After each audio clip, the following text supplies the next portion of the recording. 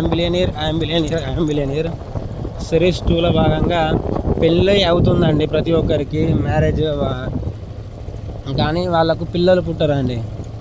4 సంవత్సరాలు, 5 సంవత్సరాలు, 6 సంవత్సరాలు అవుతుంది. ఎక్కువ శాతం పెళ్ళైన తర్వాత 2 సంవత్సరాల్లోపు పిల్లలు కావాలండి, లేకుంటే అది చాలా చాలా ఎఫెక్ట్ అవుతుందండి. నిజం, మీరు నమ్మినా నమ్మకపోయినా. ఎందుకంటే అందరికీ పెళ్ళిళ్ళు అవుతున్నాయి, పిల్లలు పుడుతున్నారు, కానీ కొంతమందికి ఎఫెక్ట్ అవుతుందండి. మరి అది మీరు ఒక్కసారి ఆలోచించండి. నిజంగా అందరికీ మ్యారేజెస్ అవుతున్నాయి కదా, పిల్లలు కొంతమందికి ఎందుకు పుట్టడం లేదు?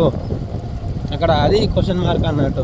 ఎందుకంటే వాళ్ళ యొక్క ఫోన్ నెంబర్ కానీ పేర్లో కానీ ఎఫెక్ట్ ఉంటుంది. ఎక్కువ శాతం ఫోన్ నెంబర్ అండి మేము చూసిన దాంట్లో 44, 48, 53 ఈ నెంబర్లు ఉన్నాయండి చాలామందికి. మరియు వాళ్ళ యొక్క మ్యారేజ్ డేట్ అనేది 4 మరియు 8 సిరీస్ అండి.